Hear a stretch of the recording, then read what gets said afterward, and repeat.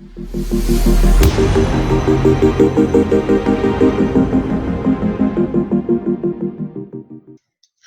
my name is Gibson, and I'm the owner and founder of the Personal Development School.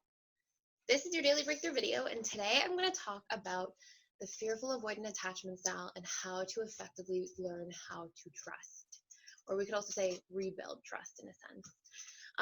Although many fearful avoidants will honestly probably feel like they haven't trusted since they can remember.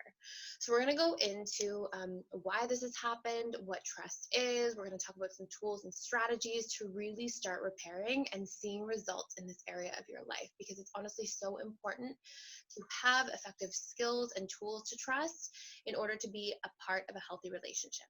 Okay, so before I start that, if you haven't already reserved your early bird prices for the courses we're launching online at the end of the summer, please go ahead and do it. You get 25% off. If you go to www.personaldevelopmentschool.com, and you can go to like the drop down menu and you can hit transformational courses, and you'll see that we've got 35 courses that we'll be launching in the near future, and you can join on there, reserve your early bird pricing now just by putting in your email and what courses you want to reserve for that price. So feel free to check that out. And also, I'm offering one live version of a class that I've been running for quite some time. It's an emotional mastery and attachment course. And you actually get your personal questions answered on there, everything. And there's lots of really transformational material, tools, all that kind of exciting stuff. So feel free to visit the Personal Development School website there. And it's under the emotional mastery and attachment course if you're interested. Okay, so let's talk about this video. So first and foremost, I think it's really important for us to define trust. I speak to so many people about their struggles or their challenges with trust, and they don't have a personal definition for what trust is. So here's what I find are the two most effective ways of defining trust. Trust, number one, is based on congruency. Okay, so for example, if I say that, every time you come over and visit my home, I say, oh, I'll grab you a cup of coffee, and then I never bring you a cup of coffee, but I keep telling you that I will, and I don't, my words or what I say and what I do not line up. And this incongruency is a big factor that diminishes trust. So trust is largely based on congruency, that our words and our actions align up. And secondly, we trust people deeply, and trust is when we trust other people to take our needs into proper account with care. Okay, so we really want to feel like when people are making decisions around us that can affect us, when we've got a relationship with somebody, that they're actually taking us and our needs deeply into account, and they're really making the time to care and think about what these needs are. And when this is violated, we tend to not trust people. So those are two really important pieces that comprise trust, in my opinion. And secondly, when we say that we want to trust somebody more or we don't trust somebody at all, it's also extremely important to get specific. Trust is a very broad term, and it's really hard to move through distrust if we haven't cleanly defined where we are not trusting somebody. So I'll give you a really specific example. I was speaking to somebody a long time ago, and they were saying that their husband is an alcoholic. And it was sort of like this intense alcohol abuse more than alcoholic. And this person was the sole provider for the family. He was a great father to the kids. They had two young children, and he was amazing and would show up and be very sober Monday to Friday. Fantastic at sharing and connecting and being present and being a caretaker, and hardly ever miss a day of work, like not one for years. And then Friday to Sunday, he would get like blackout drunk, or he would be slurring and passed out on the ground and sometimes throwing up. And so, this woman is saying to me, I don't trust my husband anymore. I don't trust him.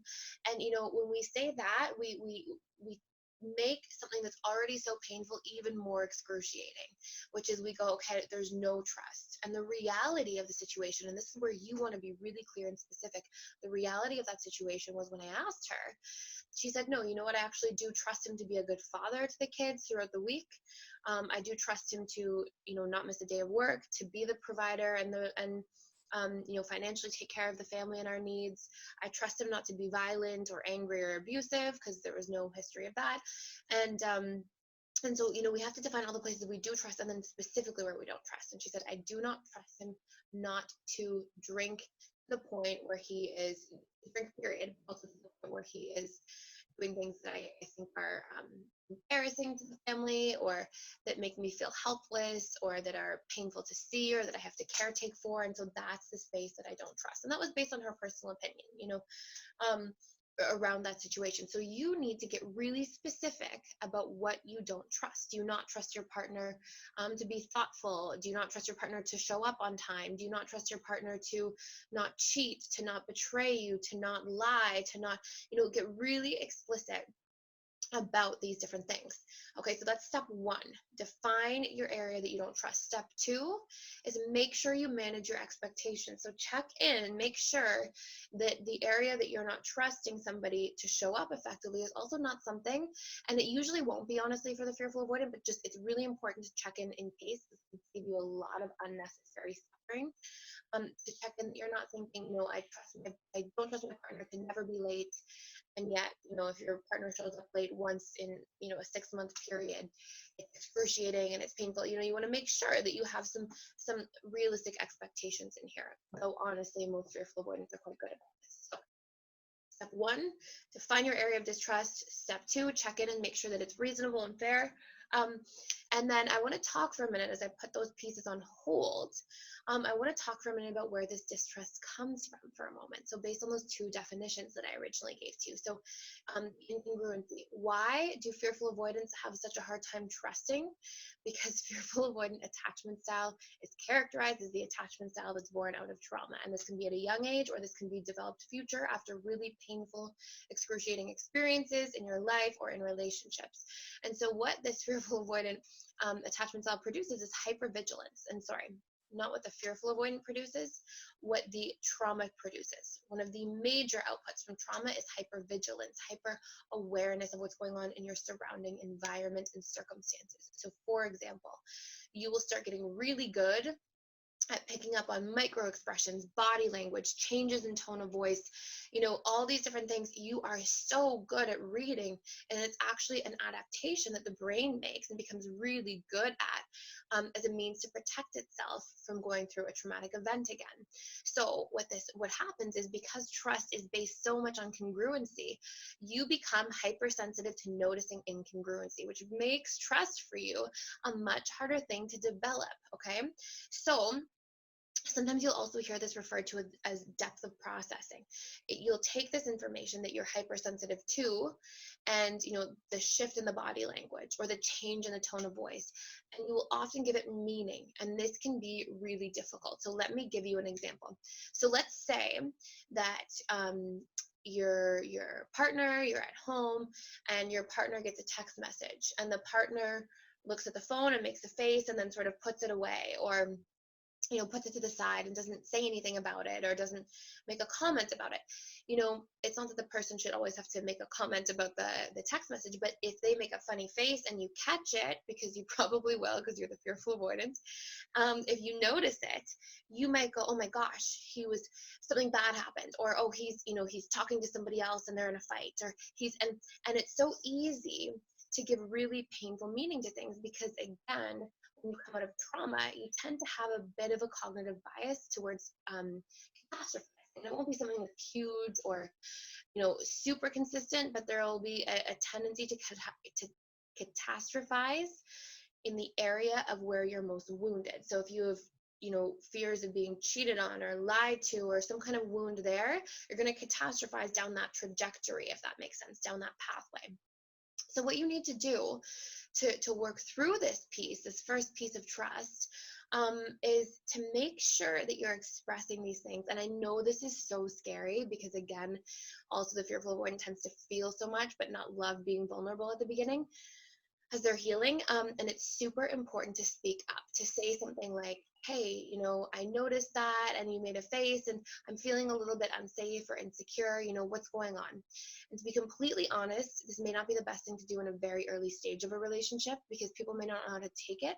But once you get into a relationship and you're committed, it's okay to have these conversations. It's safe and healthy to have these conversations in a committed relationship, because part of what that relationship is that building of trust and that growing that foundation of interaction, communication, trusting.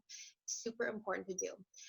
quite honest, if you repress it and you just give that text message and that face meaning subconsciously, it probably won't be good. So instead, if you don't speak up or clarify or communicate, you'll probably make it mean something like, oh, confirmed, my partner is doing this, this, and this, or he's got some kind of substance abuse problem, if that was a big wound for you in childhood, or, you can give it all this meaning. And if you don't question those pieces of meaning that you're giving to situations, even if you don't know them for certain, you're emotionally responding to them as if they're the truth. And you know what I mean. It's like you will think something, you part of your conscious mind knows, like, no, he just made a face. It could be anything.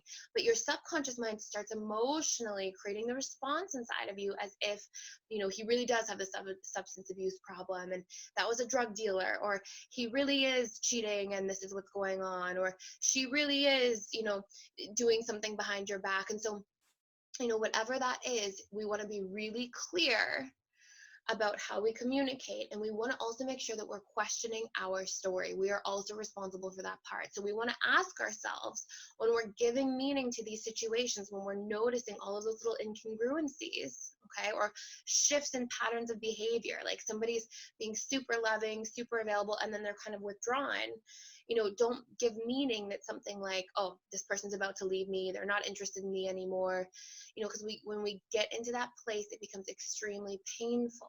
Okay, and we can't know that for certain. There's so many other reasons that somebody can become withdrawn.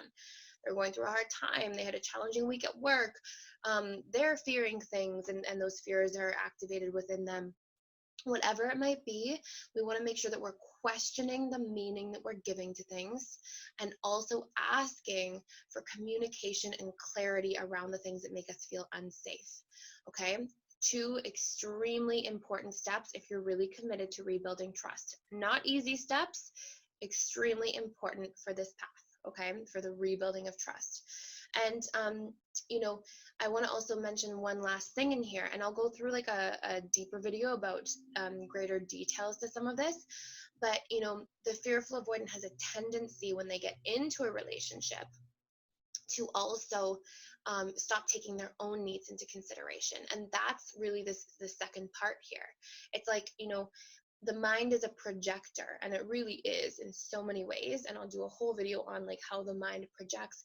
But, we will project onto others most often what we're doing to ourselves. So for example, we also don't trust because we lose self-trust often when we enter into a relationship. So you get into the relationship, before that you had your independence, your happiness, your hobbies, you had all these different things. You got into a relationship, you merged your identity with that person, and maybe you self-abandoned or self-betrayed and stopped doing the things you love in favor of what the other person wants to do, or you stopped thinking about what you actually need and taking time alone, and you just start thinking about the other person and trying to people please and meet that person's needs. And right away, you self-betray and you self-abandon, and the mind will project that onto somebody else. So the moment they don't do something perfectly in terms of your needs or meet those expectations, there's so much hurt and frustration, because it's like, well, I just gave my whole self over to you, and you didn't show up the way that I'm showing up, and oh my goodness, and really, you might be showing up in a way that's too extreme, or can be, slightly codependent or symptomatic of enmeshment trauma in the past. And so, there's this aspect where not only are we, picking up on all these pieces of incongruency and giving them meaning that must be questioned and communicated about, but we also tend to self-abandon or self-betray, and we're not taking our own needs into consideration and care. And so then we get really frustrated, angry, and hurt, or we project a lot of the time as well that somebody else is not doing that, and that can be extremely damaging to trust as well. How can we trust somebody else to take our needs into consideration if we're not taking our own needs into consideration and care? We can abandon ourselves, anybody else can, right? And that's that thought processing that will happen internally and subconsciously. So start with that. I will make a follow-up video about this because I have another appointment in just a moment and have to wrap this video up. Thank you so much for watching. I hope this was valuable. If you have more questions, please feel free to email me, or please feel free to sign up for these courses, because the content is super helpful and strategic and will really help you with reprogramming and repatterning.